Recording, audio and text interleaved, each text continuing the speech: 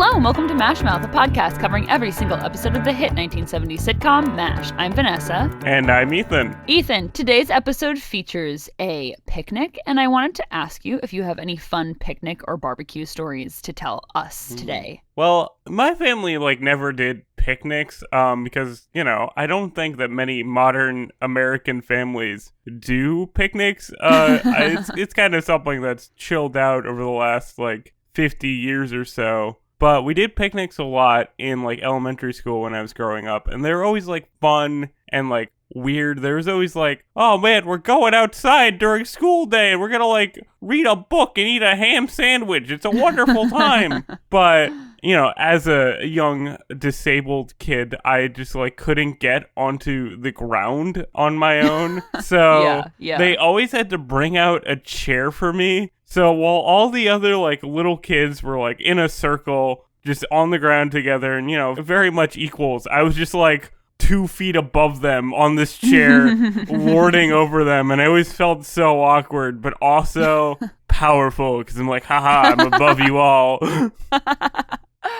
That's really funny. I don't particularly remember any picnics that I had as a kid. I think we did them a lot when I was in preschool, because my preschool was really local, so everybody knew each other, so we had picnics in the park sometimes, which was really cute. But I just remember in high school our senior picnic, and it was so terrible that everybody who wasn't the 3 people who put it on just didn't go, and it was just so kind of ridiculous. Everything was gross and warm, and we were why would we do this in June? Yeah, I don't even remember that. Maybe that was something that I just totally blocked out of my memory because it was nobody a went. Weird I mean, time. The handful of popular kids went, you know how that is, and then nobody else showed up. It was kind of ridiculous. Oh man, high school events were a weird thing for me. I never attended any of them, but whatever. Yeah, me neither. Anyway, so in this episode, Bulletin Board, the camp happenings are posted on the Bulletin Board, coincidentally enough, including Henry's talk on sex, war bonds, and a camp-wide picnic to support the orphans. Ethan, what did you think about this episode? So I really liked this one. I liked how loose it was. This was very much a vignette style episode, and it reminded me a lot of the movie, just because the movie ends with 20 minutes of football. This ends with 10 minutes of a picnic, and I was oh, this is fun vibes. I'm here for this. I like watching this cast just kind of hang out and have fun together. And, you got to see, different things with, Trapper and, the Frank subplot I thought was, very true to, Margaret and Frank and pretty funny. I enjoyed this one. It was a nice vignette episode. Yeah, I liked this one, too. I felt this was such a fun kind of character study episode for everybody. You were able to kind of speculate a little bit on everyone's character, whether the writers intended for you to or not, but I certainly did. And I really enjoyed that aspect of it. I read some people's comments about this episode and what they think, when we'll get into it when we get to those parts, but it was really interesting and really funny for me.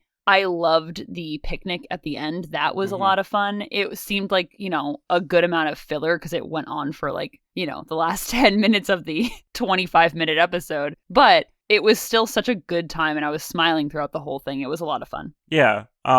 Obviously, we love episodes with a good plot where there's a lot of things happening and it's very well structured and, dramatic and everything. But there's also room for these kind of loose episodes where it is just kind of a character study of different things happening, and you just kind of get to hang out and have a fun time while watching it. That's what I like about these episodes. And normally they're kind of reserved for Dear Dad with a narrator. But this one didn't have a narrator. It was just kind of stuff happening. And I enjoyed that much more than I usually do with these sorts of episodes. This one really worked for me for what it was doing. Yeah, and it wasn't devoid of any kind of hard MASH commentary, there was a little bit of it at the end. It wasn't completely missing any OR scenes or anything like that we've seen in certain episodes in the past. So I thought that this episode was just chef's kiss perfect. Woohoo. All right. So you think it's perfect. Let's go a little bit through it then. Let's talk about Henry's sex talk, baby. Yeah. Everyone's favorite thing in the world. Before we get into Henry's sex talk, how much did you love that Trapper couldn't do a ping pong thing? That was really funny. That felt like, I think that's obviously scripted and everything. Yeah. But that felt just so like filming on the day. Let's see what happens. And like, we don't really have an opening for this. Let's just try this. Like Alan Alda discovered that he was like really good at ping pong or whatever that thing is. Oh yeah, paddleball. That's what it was. Paddleball. I had it in my notes and it said ping pong and I was like, that doesn't look right, but I don't know what this is called. That's so funny. I loved the genuine laugh from Alan Alda when Trapper like couldn't do it. It was so funny, and it was clear that he had to like try not to be able to do it because it's a pretty like it's simple task. And he was trying really hard not to be able to. I just loved it. That was a complete aside. I like that this is how the episode opened because it started on that like really light note and then it immediately jumps into, oh yeah, Henry's having a sex talk and that's going to be bonkers like anytime he does that. Henry's going to tell us everything he knows about sex. Should be an enjoyable 60 seconds. Starting out with amazing lines just immediately. And honestly, like, how many times do these guys need sex lectures? I mean, I know. It's kind of ridiculous. They did make reference to the sex lecture in season 1, I'm pretty sure, where they said he gave his speech or his lecture about VD, and I thought that was really funny. But I kind of hated this as well because it seemed very like mean, like, oh yeah, wrap it up. We don't want to have any half Korean, half American children just running around Korea. I was like, oh my, that seems very just mean spirited. Yeah, but also if you're going to give like this sex talk, it really should be about like birth control more so than, hey, sex exists. Let's talk about that. Like, I don't know. I understand what you're saying, but like of all the lessons to teach, it was like, okay, this is a fair one to give them. Yeah, no, I completely got it. Like, I am all for contraception. But the fact that Henry was like, the one thing that they don't need in Asia is more Asians. I was like, oh, wow, I kind of hate that. Because it just felt so like, I don't know, I guess because in context, like for the episode and like where we were in the world, America went over to Korea and Vietnam and how these like Vietnamese and Korean women were treated really poorly when they had children with American soldiers. It just like kind of rubbed me the wrong way. Like, oh yeah, Korea doesn't have the resources to take care of them and America certainly doesn't want them. So like, just wrap it up, guys. I don't know. It just like felt very icky to me. But it was still like, I said it was mean-spirited before, but it didn't have that like mean-spirited kind of feel. It was very funny in the way that Henry was delivering it. Henry's just awkwardness about all of this is always so funny. Like, this is a much more practical lesson for them to have versus this is a man, this is a woman, they do various things kind of speeches that we've seen him give before. Yeah. The way that Henry kind of just comes about saying certain words like, oh, sex is important because you'll have sex and then you'll be one of the sexes that the genders are in the world. It was just like so it's such a Henry type of thing because that's exactly how he did it in the first sex talk. It was just very funny. And knowing that like Henry has kids, he's probably like actively thinking about like, well, when my girls get older, I am gonna have to have this talk with them, and like that's probably part of why he's so awkward. He's like, how do I give this to children? Let me do a little bit of a rough rehearsal for when it's necessary. Did you also during this scene? I love this episode for many reasons, just because the cast seemed to be like having a lot of fun when they were filming it. But when that like exchange between Frank and Hawkeye, where Hawkeye was like, "Kiss me, Frank," and then he like kept making like lip motions at Frank several times. I loved that. It was so good. this was a good episode for antagonizing Frank. It was just kind of on all sides. Margaret wasn't on his side. There was a big fight with him. Well, there wasn't a big fight, but there was a fight between him and Klinger when they were talking like politics before the sex talk. And this like kiss me bit is one of just my favorite like weird running gags that like Hawkeye's willing to in the 1950s just kind of do these like no homo jokes to Frank. It's something that I always laugh really hard at. That is so funny. That's exactly like how I describe it, which is so funny because he's like doing the no homo jokes, but like being like, oh yeah, love me. It's very funny. It's just, but he's Frank.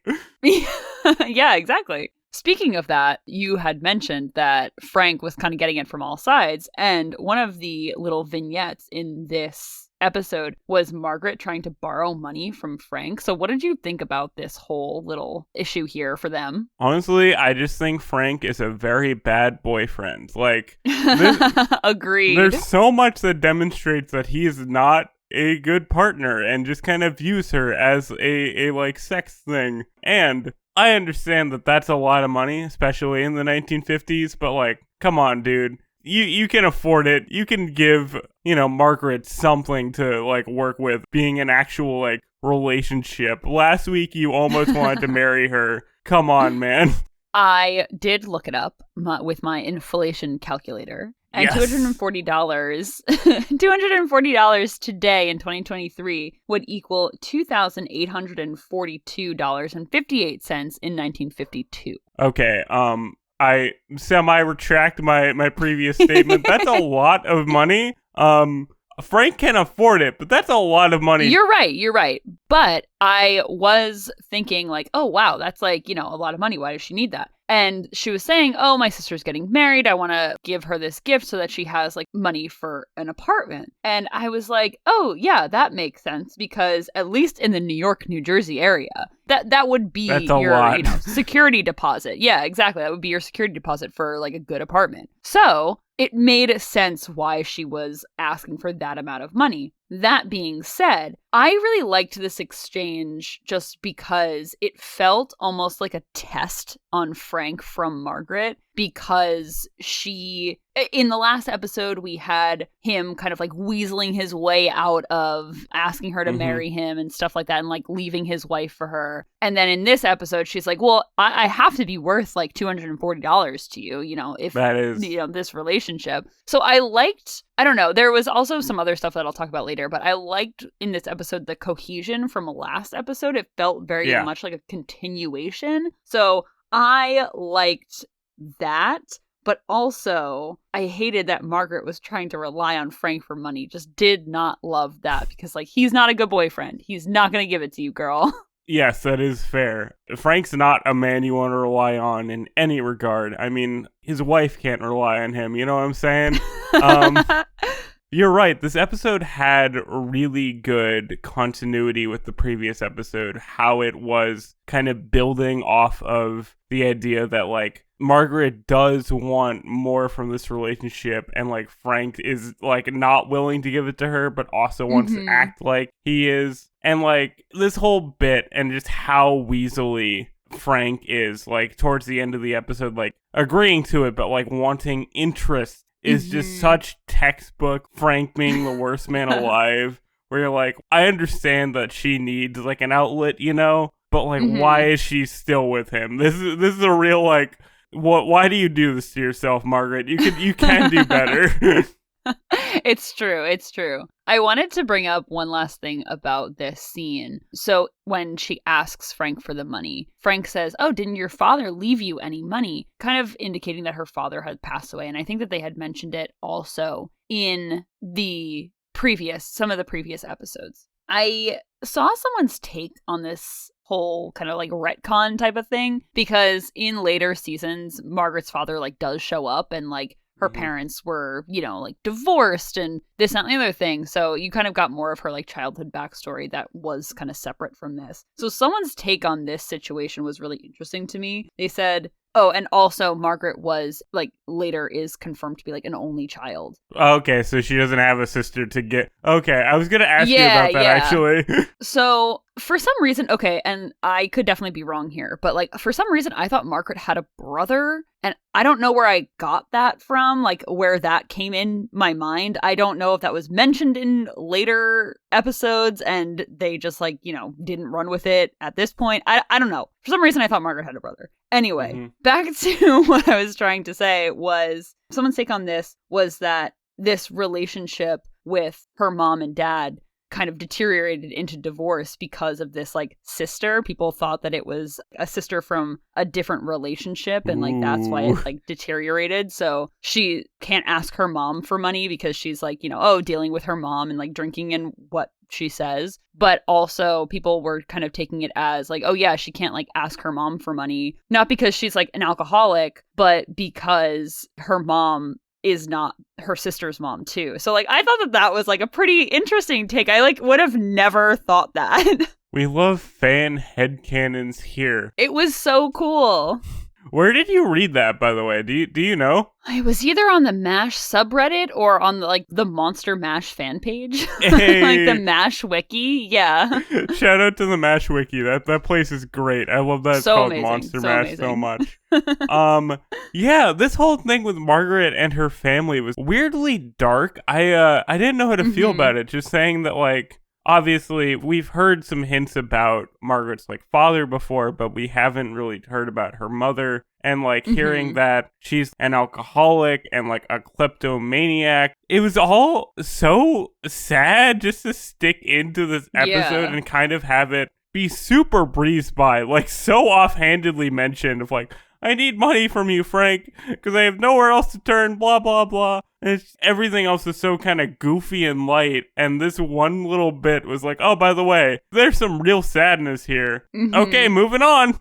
People were also saying about that, too, of, like I said, this felt kind of like a test for Frank to, like, see how committed he was to their relationship. People were also speculating that, oh, this could be a lie to kind of test him to see, like, what his limits are, you know what I mean? Of just, like, hey, like, listen to my tragic backstory, and, like, I just need this one thing for my sister and this and the other thing. But it's, like, actually just a lie. I don't know. I thought that there was so many different areas that you could run with, and I love that the MASH fandom has thought of all of them.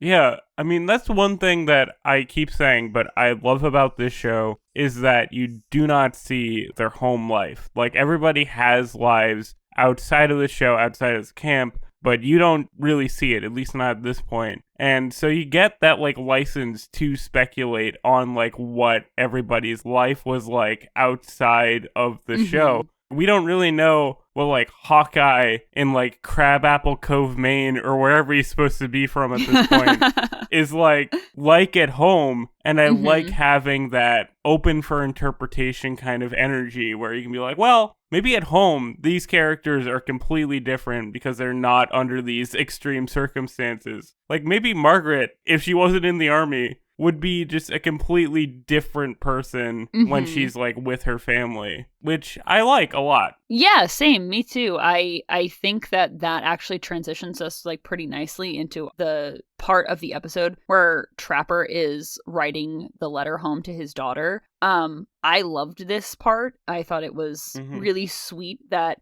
Trapper was trying to explain to his now 7-year-old daughter what he was kind of doing in Korea and who he was with and stuff in this age-appropriate way that you don't really, like, usually get to see Trapper doing. So I thought that was really, really sweet. I like this bit a lot as well. This is probably my favorite part of the episode, other than just kind of the general vibe of the picnic stuff. I like this one sequence a lot, and have to mention this episode is directed by Alan Alda, and in this episode, how they frame, like, Trapper, like, writing to his daughters is, like, candlelight and, like, moody, and I was like, wow, that's some real, like, direction going on here. They made some creative choices.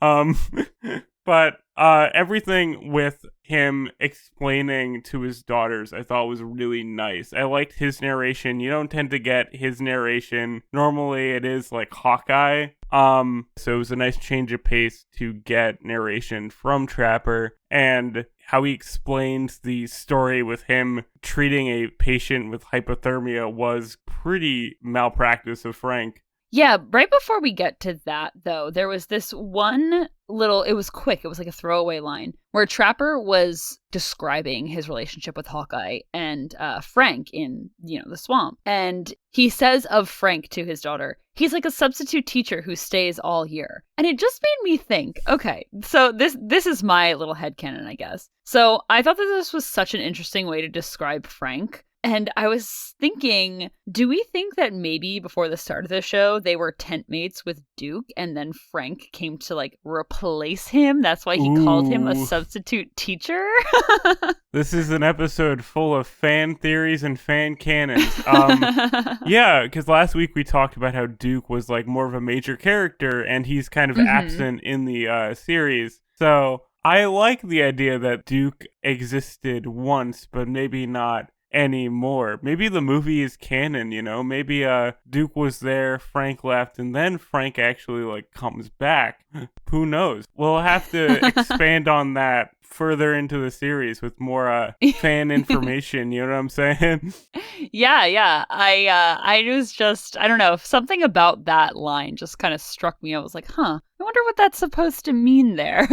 But yeah, on the note of Frank basically like committing this soldier to death because he couldn't find a pulse like in one place, which I'm like 99% sure that's just like not how you do things. I am not a doctor, so I don't know, but I'm pretty sure. But I really liked this part about Trapper saving this hypothermic soldier because we got a little bit of Trapper kind of being a good doctor in the last episode too, where he is helping Hawkeye defuse this bomb on this soldier. But usually it's Hawkeye who's like working the miracles and, kind of saving people, doing his most to save people. So I thought it was really cool to see Trapper kind of doing it. And it's like a reminder that Trapper is also, a really good doctor. Like, he's not like Frank and he's not just Hawkeye's sidekick. He's there for a reason too. Yeah, I like that they gave Trapper kind of a hero moment. Of course, it makes sense because it's actually him narrating this letter, so he's going to talk more about himself than, like, the good deeds of Hawkeye. But I did like how just inept Frank was, that he checked once and it was like, okay, get this guy out of here. And like a good doctor, Trapper was like, oh wait, hang on. You gotta check the corroded artery, Frank. You can't just check the arm for 2 seconds and be like, well, he's dead. Let's sentence this man to death. Yeah, it came about that, his extremities were frozen. So of course he was not going to get a pulse because it was like too faint to really check. But then his neck was, still there because he was still, I don't know, alive. Thank you, Frank Burns. Like I said, it was this juxtaposition between the two characters. And I liked that usually it's Hawkeye who is the competent doctor being juxtaposed with Frank's incompetence, and we got Trapper this time. So I loved how this scene ended too with, of course, Trapper saving this kid and saying, if this had been the summertime, he would have bled out because he had been in a minefield all night. And I loved to see him kind of like sign off the letter to his daughter as well, because he seemed so sad. And you don't really get, sad Trapper. You don't get like agency Trapper.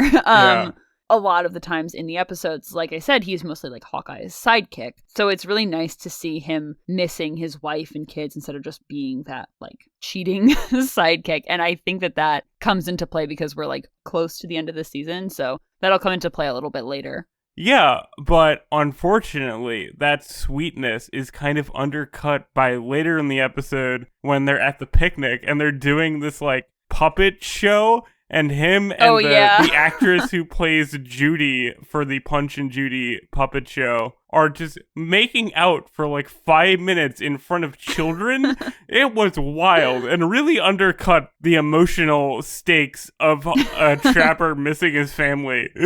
That's true. Remember last episode you were saying how Trapper and Margaret were like really sweet together, forgetting that he was married? Yeah. I'm sitting here completely forgetting that he was just like openly making out with a nurse behind like a very small wooden board so that kids didn't see. Oh my god, yeah.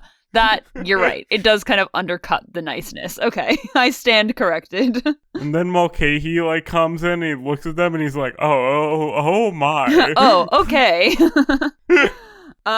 So I just want to talk really quick about this one scene of them watching a Shirley Temple movie. I thought that this was really cute, and this actually contributed to my liking of this episode so much because there was like a point where I felt like it was really cohesive with last week's episode. So what did you think about this scene? This scene was really fun. Of course, it's overtaken by the big fight that Klinger gets into with this random man, and he like ruins the movie. But watching them watch the Shirley Temple movie was cute because I liked that like Radar was like really into it. He was like, come on, it's Shirley Temple, man.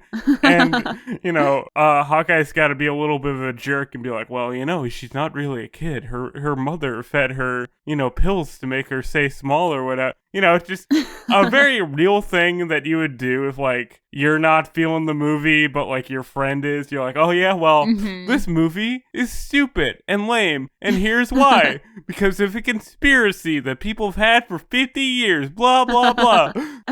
I thought it was so funny because Radar does say, he's like, come on, it's Shirley Temple, because Hawkeye and Trapper are making like kind of like dirty jokes. He goes, you can't sully Shirley Temple, you know, because it's so sweet and wholesome. And it's just so on brand for Radar to be like, hey, stop it, Shirley Temple's on, you know. I loved it. I also love the fact that Klinger still gets dates with nurses, even though he dresses in like typically like women's clothes, because he had his arm around a nurse before he got into this fight with this guy who was at the camp. So I always like when Klinger is like still getting dates because he's a charming guy. Oh, absolutely. It's all about charisma, baby. Doesn't matter what you look like or dress like. If you're confident, that's all that matters. You can get anyone you want. Take that to heart, kids listening, even though there's no kids listening to the show. Also, real quick, I do want to mention, just this is a tangent, but growing up, I thought like Shirley Temple was like pretty contemporary. Because on like Nickelodeon, they would always have this infomercial about a Shirley Temple like box set. And I was like, oh, Shirley Temple must only be a few years old. No, she was 50 years before my time. Yeah, I always liked Shirley Temple because she was one of the first, if not the first, I don't have data to back this up, but I'm pretty sure she was the first woman to really speak openly about having breast cancer and, you know, how breast cancer affects women a lot. And every time I see Shirley Temple, like, that's what I think about. I don't think about her, you know, like singing and dancing. I'm like, wow, she was like a real big activist for breast cancer. And I think that that's so amazing. Wow. You very talented young actress, a drink named after her, and a breast advocate supporter. What? No, that's not. Breast advocate support? Wait, can we put that on a shirt? Breast advocate support. Like, that, should that be our first merchandise? I love that. Breast advocate support. That's gonna take it again. I mean, breast cancer advocacy, just an all-around amazing person, or at least you hope so anyway. Yeah. So what I was mentioning before about me liking this episode, in this scene, Frank is, you know, being Frank, and I don't even know why, but he was standing up and yelling at Hawkeye and Trapper, and then shelling happens, and he is like, come on, we have to evacuate, like, shelling.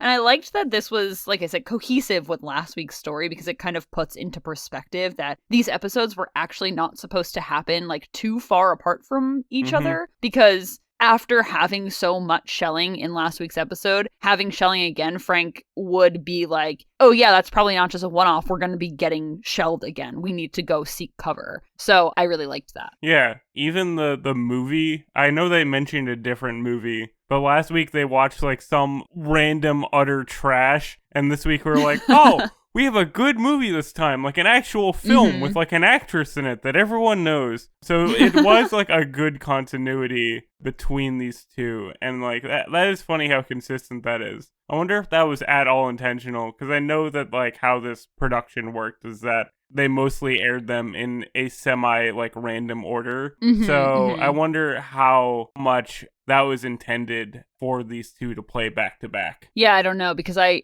know that the production order was definitely different, because on the MASH wiki, Monster MASH, they do have the production order. So I've been trying to pay attention to that as well, just to see like what may or may not have been intentional from the showrunners. So yeah, I don't have an answer to that, but I am keeping that in mind.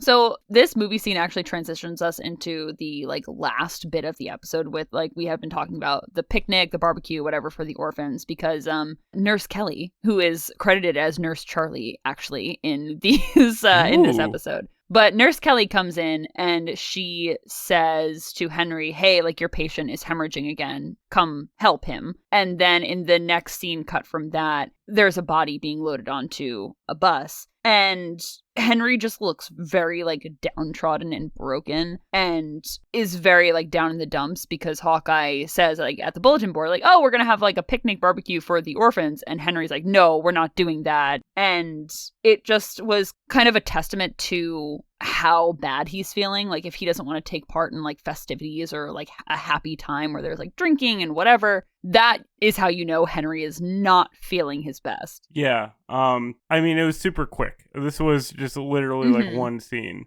But I really liked what Hawkeye said in response to that. Like, come on, Henry, if we don't go crazy once in a while, we'll all go crazy. Which is just something that you've always brought up of like, well, yeah, they are kind of like devious, but they gotta blow off steam somehow. That's something that you've always talked about with the show. And yeah. I like how it goes from this sad, realistic thing that, like, doctors have to deal with to this very fun, very silly picnic extended sequence with, like, all these kids, all these local Koreans, like, hanging out and having a good time. It was, like, a good juxtaposition between the two. Yeah, I agree. And I always love when the camp kind of gets together and puts, you know, any differences aside or just like really makes a good time for the orphan children that we see from time to time. I really think it's so sweet how they kind of all come together and take care of the kids and, you know, play with the kids and make sure that they have fun. Like they did like the relay race with the putting the water in the jar. And I just thought that that was really, really sweet because they were all participating and they were all like having such a good time. I mean, besides the point where I was going to say Trapper, I was like, oh, wow, it's so sweet that we got this, you know, scene with Trapper missing his daughters. And then the scene where he's putting on this puppet show for the kids. And then he was like making out with the nurse behind the stage thing. And I was like, oh, okay, well, I guess that kind of makes that point moot. But okay, my other points still stand. Like, I really like when the camp just gets together and does stuff for the kids. Yeah, absolutely. I love that the nuns were hanging out. That was fun to see. I love a good nun. Nuns are always like, delightful. And the hula girl was like funny too because it was like, why are they doing Hawaiian stuff? It's so funny because like you're right, why are they doing Hawaiian stuff? But also Father Mulcahy looked super duper impressed with her. He just like had this like really impressed dad look on his face. It was really sweet. I loved it. I also loved, like you said, with the nuns and like Hawkeye and Trapper were like, yeah, good job, sister, good job. They were just so into it. And it was just, I love that. I just loved the whole vibe. But it was, not to bring down the vibe, but it was very sad to see like Henry throughout the whole thing couldn't pull himself out of that kind of funk up until the very end where they're doing the like tug of war over the pile, the like pit of mud. Oh man, tug of wars are a rough time. And I love his little complaints of like, oh man, why are we doing this? Just such a grumpy dad kind of thing to do. But it was so sweet because he was like, hey, no, why are we lined up like this? I'm going to go face first into the mud the first time. No, thanks. So he like runs to the back of the line. And that's where I feel like Henry kind of perked up a little bit because, or no, I'll wait to say that. But like we said, the extended like picnic barbecue scene kind of went on for a little long, basically to fill space, it felt like. But this, where all the cast just jumped into the mud, oh, that was so funny. You could tell that they were having such a good time. Yes, this went on for so long, but I was never bored with it. This was just a real showcase of like when people are having fun on camera, like you're having fun too. Like I like these characters. I like seeing them have a good time with each other. Even when Frank got the little balloon for Margaret and she immediately pops it, but like on his way over there I was like, man, Frank's like a cute guy. He's so like happy. He's so like, oh, this'll work. I'll get a single balloon and then she'll stop being mad at me. That's why I like the tug of war scene too, because I really like when Margaret and Frank kind of take part in any kind of festivities or, fun that's going around the camp, because they're so, buttoned up all the time. So I love to see it, and it doesn't happen as often as I'd like, but I really do like to see that they have a good time too. Yeah. And I just thought this scene was just so good, because you could, like I said, anytime the cast is having a good time filming, it just makes for such a better vibe for this scene. Absolutely. Anytime that Frank and Margaret get to have fun and aren't like, oh, fun? That's a byproduct of Satan or whatever. It's just always, you love to see it, because they are people too. And again, everything with Frank being like, oh, you gotta pay interest, and them having like a fight was really funny too. And then this whole end of the episode is just a good time. And I really liked how it didn't shy away from the fact that Henry was right, because in the beginning of this end scene, Henry says, why should we have this picnic? The war's just gonna come back and we're just gonna have to, patch up soldiers again, whatnot. And as soon as the scene in the mud is kind of like over, Radar hears choppers and they have to go, back to the war. And even though Henry was right and the war interrupts to come back to them and basically like smack them in the face, like you said, Hawkeye is right. They are going to go crazy if they don't blow off steam like that at some point. And I think that it was such a great end, like the last line when Henry said, oh yeah, Hawkeye, you're right. Like that picnic was a good idea. And I think that was so good, because Henry was basically saying like, yeah, even though this war came back and we're doing this now and it's not fun, whatever, I don't think he or anybody else would really trade that fun time, that like those couple moments of joy that they had. And I thought that it was a very pointed end. Like it put a very good period at the end of this episode. Yeah, absolutely. I agree. For as fragmented and kind of vignette-y as this one was, it did have like a nice cohesive kind of tone to it. Just a very consistent like overall message and vibe, and I thought this one was like really well done for this type of episode. This is probably of these vignette story episodes, this is probably the best one we've seen. Like this one's just fun and breezy and has a few like really good moments where it kind of brings you back to that MASH comedy drama stuff with like medical and everything. And one thing that I liked a lot about Radar hearing the choppers again is that as soon as he stands up, everybody gets it. That was like really nice to see, that it wasn't explained at all for the audience that like, oh, he does that sometimes. It was like, okay, we all kind of know what Radar's deal is by now, that like he gets up, everybody gets it, and they're like, okay, let's get to work. Yeah, I also really liked that wasn't explained, because it felt very just expecting the audience to know these people by now. And I always like that. I also really liked the end scene as well, where they have, there was the PA announcement going over kind of like the news and whatnot. And, you had the scenes of just like the hands kind of going and doing surgery and passing off tools to one another. And I had to shout out Mr. Alan Alda's directing, because I thought that was really, really cool. I really liked that scene. Yeah, another artistic venture from Mr. Alda in that one little sequence. Really solid episode. Rounded it out very well. I agree. So, do you have any favorite lines from this episode that we haven't mentioned yet? I do. I have a few. So it was really funny when they were doing a relay race and like the nurses were all doing a relay race in the picnic scene. And Hawkeye says, "Oh, I get the winner." And Trapper says, "I get the loser. My father told me to stay away from fast women." I thought that was such a funny play on words. That was really good. I really liked Frank's line talking about marriage, how Margaret's sister's getting married, and at first he's like, "Oh, are you gonna bring up the fact that last week I wanted to marry you?" He says, "Marriage is probably the chief cause of divorce." Just one of my favorite Frankisms. Like, okay, good job, Frank. Yeah, you hit it right on the head there, buddy.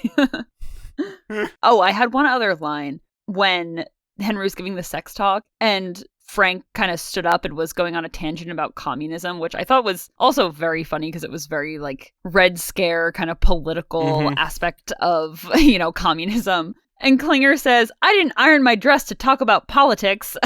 I loved that. That is, I ironed my dress to talk about sex. I did not come here to talk about politics. What a man. What a legend. What a legend. So I don't have a lot of trivia for this episode because there weren't really many guest stars or anything. So I did a little bit of research about some of the stuff that the PA announcer was saying. Oh, yeah. This is a nice historical episode. We got some historical context via the PA. Yeah.